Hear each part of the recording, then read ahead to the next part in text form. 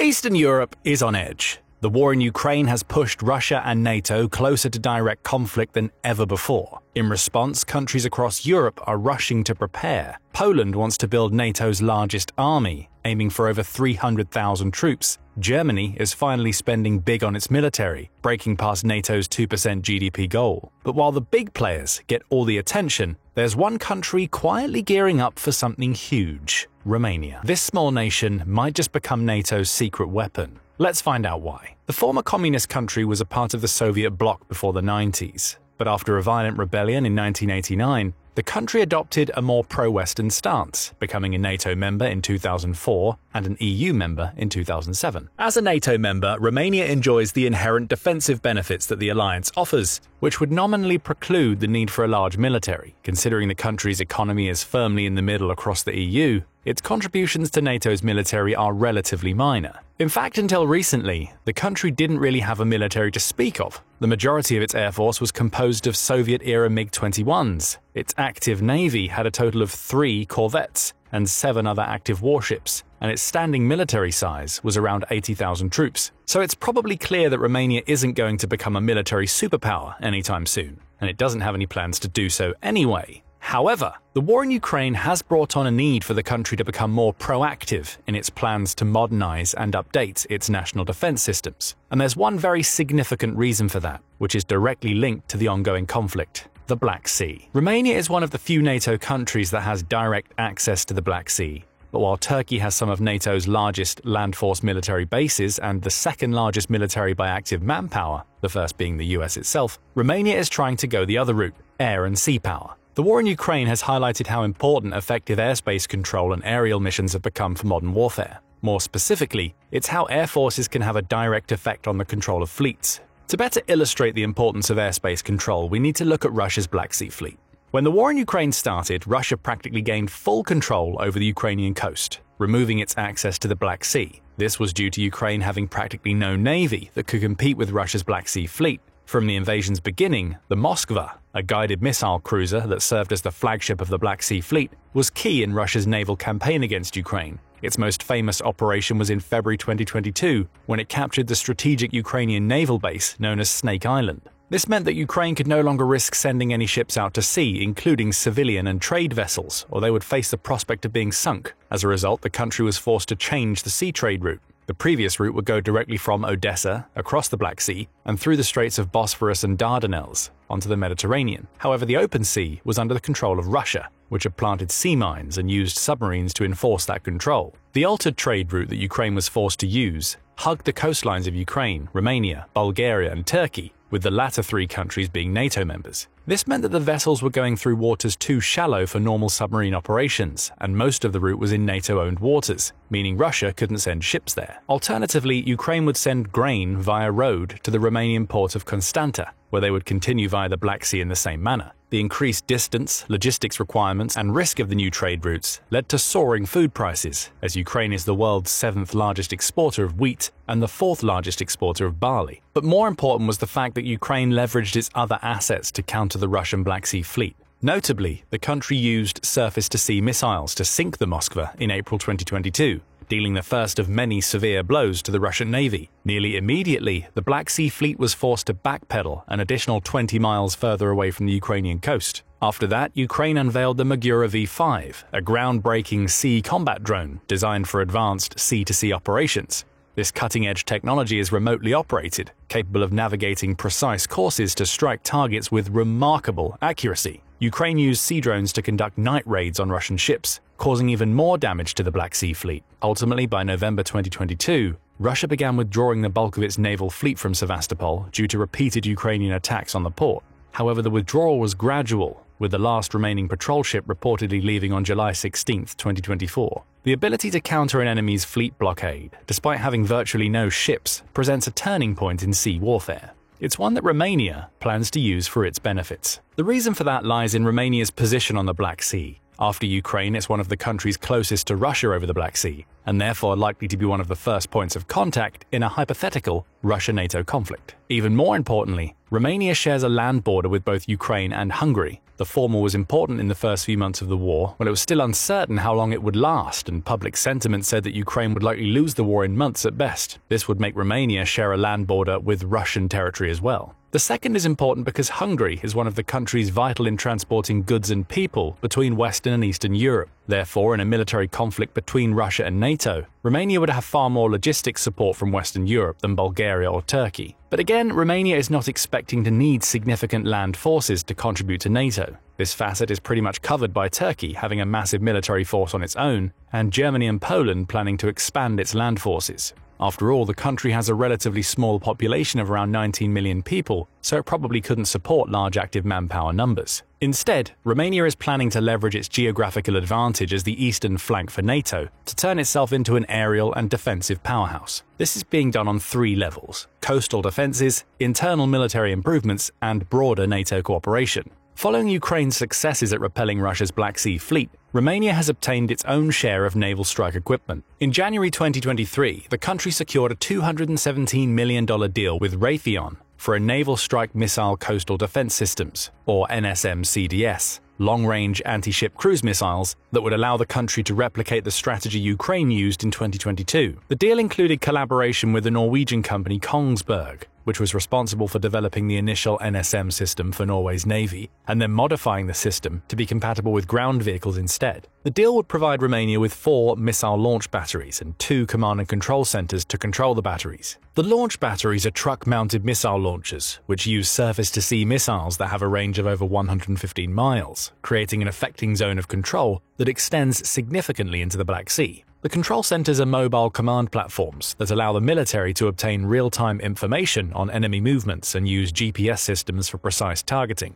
With both parts of the system using wheeled vehicles, it's entirely mobile and capable of shoot-and-scoot tactics, which allow the system to respond to ships while being able to dodge detection and retreat after releasing its salvo of missiles. Each command and control center, aka Fire Control Center or FCC, can lock onto 12 different targets or coordinate launching 12 missiles at the same target. Additionally, FCCs can be linked to one another, allowing the system to plan for up to 48 engagements at once. Considering that Romania is receiving 4 launch batteries, each of which can arm 4 missiles, it would allow the country to launch 16 missiles in a salvo. As such, when the NSM-CDS is delivered to Russia, the country will be able to launch devastating attacks on opposing naval forces, all the while remaining protected by using entirely mobile defenses. In terms of Romania's own military improvements, the country is overhauling its air forces. The old Soviet-era jets have already been replaced by slightly newer F-16s. However, the F-16s that Romania started obtaining in 2022 are retired Norwegian aircraft, which would need to undergo mechanical and electrical maintenance and upgrades to be flight-worthy for another 10 years. The deal with Norway accounts for a total of 32 aircraft, which should all be delivered by the end of 2024. While the F-16s are not particularly new, especially considering the planes in question are second-hand, this still significantly improves Romania's air forces.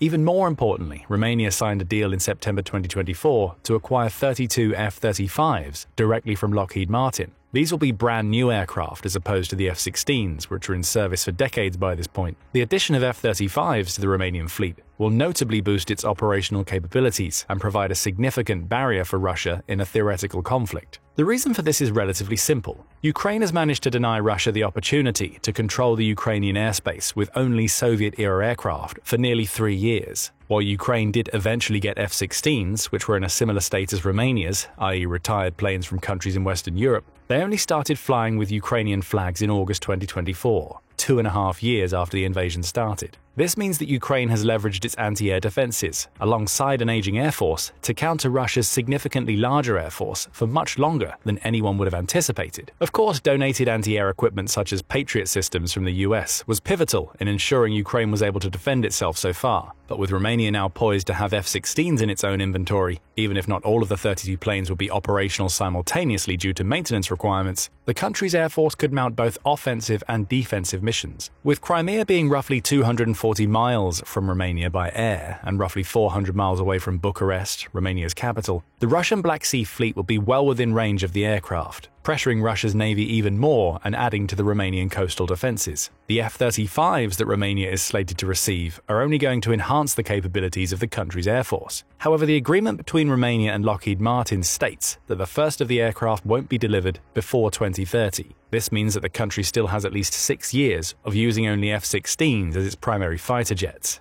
Additionally, Russia's air force, even in its weakened state, still significantly outnumbers Romania's. Russian fighter jets should also be technically more powerful than F-16s, even on paper, despite the country's lackluster performance in the war so far. As a result, a direct confrontation between Russia and Romania would still be heavily in Russia's favor. While the F-16s would be able to provide some relief, they're unlikely to be able to stand against Russian attacks for long. That's where the third part of Romania's plans come to fruition: NATO coordination. Due to Romania's extremely favorable position as NATO's flank in Eastern Europe that is close to Russia and also on the Black Sea, unlike, for example, Poland, Romania has been negotiating with NATO on creating a broader military base for NATO forces. The negotiations have led to the remodeling of the Mihail Cogălnicianu Air Base, formerly the Romanian 57th Air Base.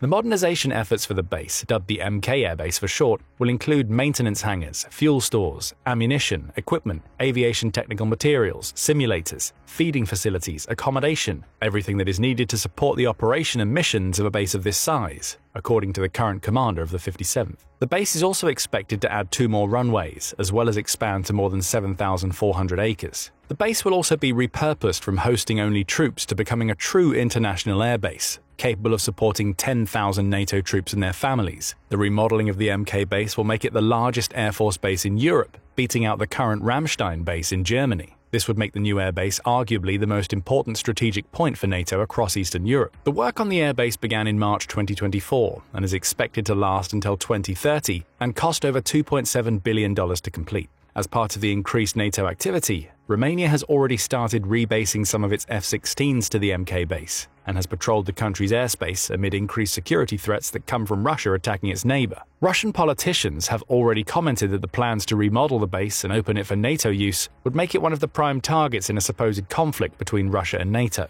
making Romania one of the countries that could be hit hardest if a conflict were to break out. While there are no official statements from the Kremlin, it's clear that Putin might be considering the new movements as a possible threat to Russia. After all, the new MK base, when complete, would practically become one of NATO's strongholds for its air forces, allowing the alliance to reach for hundreds of miles directly into Russian territory along its Black Sea coast. As such, Russia would practically have no hopes of ever achieving complete control of the Black Sea through its fleet. Additionally, the base's capability to support modern aircraft allows NATO a much wider range of tactics when it comes to achieving air superiority over Russia's own airspace. The new Romanian base would become even more important for NATO in the event that Ukraine loses the war and falls under Russia's control. In that case, Romania would then share a land border with Russian territory. The new F-16s and F-35s would become absolutely vital in ensuring that the enlarged Russia wouldn't be able to strike deeper into Europe, while Poland would leverage its large military to create significant pressure on the ground. The support that Romania has received from NATO is no surprise when you consider the tense geopolitical situation the country is in.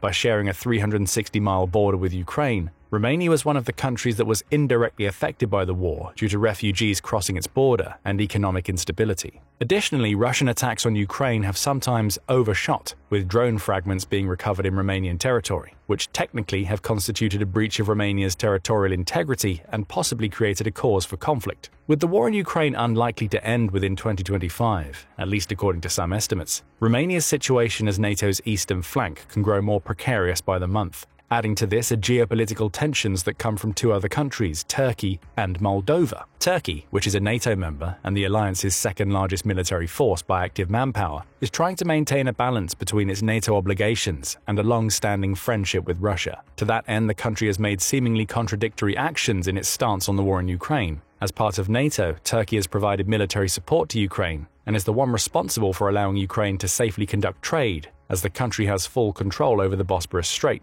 On the other hand, Turkey hasn't imposed sanctions on Russia when most of the Western world did, and has continued to buy Russian gas and oil. Additionally, Turkey is one of the few countries in Europe that allows Russian flights to enter its airspace, with Istanbul being one of the key links to Russian cities via air. Turkey was also partially responsible for holding up the decision on Sweden and Finland joining NATO, as new members of the alliance require unanimous approval from existing ones. Turkey has used this position as a bargaining chip, allowing the country to receive updates to its military, with the US approving a $23 billion deal for new F-16s. Additionally, Turkey's government has become somewhat of a go-between for Russia and NATO, as both countries are attempting to curry favor and make Turkey lean toward one side exclusively. Considering that Turkey is a NATO member, a potential Russia-NATO conflict would inevitably force Turkey to turn against Russia due to its obligations to the alliance. However, its relative inaction in the ongoing conflict, coupled with the country's extremely important geographical position, has likely made it unsuitable for being used as the staging grounds for a larger NATO operation.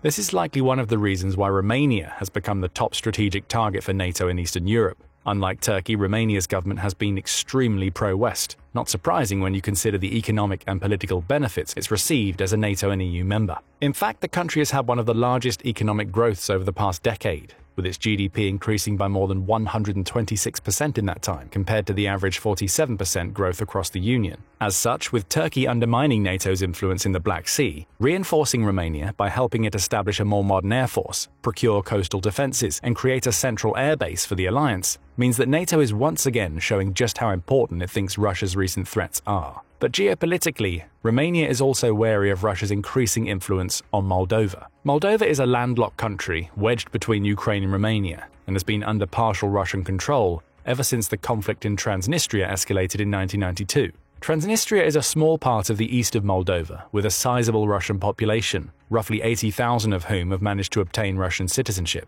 As with many other Russian attempts to gain control of other countries and re-establish the Soviet bloc, the Russian military has backed the local Russian population's push for independence from Moldova, which has created significant tensions within the country. In fact, with Transnistria enjoying Russia's support, one of the reasons behind the war in Ukraine could be to establish a direct land link between Russia and Moldova, further cementing the former's control over the latter. The situation in Moldova makes it likely it will turn towards Russia if the pressure increases. In this case, Romania would face a similar issue to Poland in having a Russian-oriented neighbor. Even worse, if Russia manages to win the war in Ukraine, Moldova would likely be next on the chopping block. This would cause a severe refugee crisis within the country, as roughly a quarter of its residents claim a Romanian heritage and would flock to Romania in response. Therefore, Romania's fears of aggression don't stop with the war in Ukraine. Even if Putin doesn't directly go into conflict with NATO, there's another country in line that's likely going to be Russia's next attempt to gain more of a foothold outside of its territory. With this in mind, it becomes obvious why Romania would want a two-pronged approach to bolstering its military. It wants to be able to utilize its NATO membership to the fullest,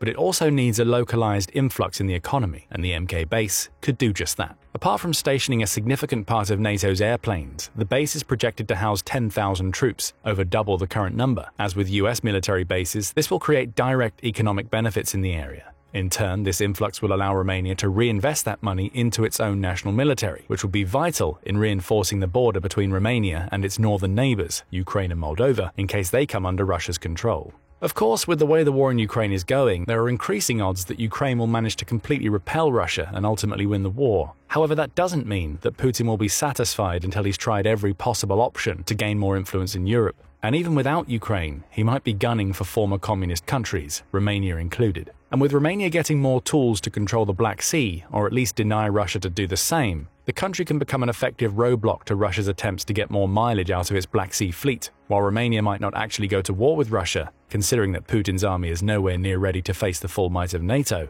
modernizing the country's military goes a long way to ensuring that the government and the public maintain clear pro-Western sentiments, especially given its history. Do you think Russia will start pressuring Romania over the new NATO base? Will that escalate into a full-blown conflict? Let us know in the comments section below, and thank you for watching. Now go and check out Poland has had enough of Russia and prepares for war, or click this other video instead.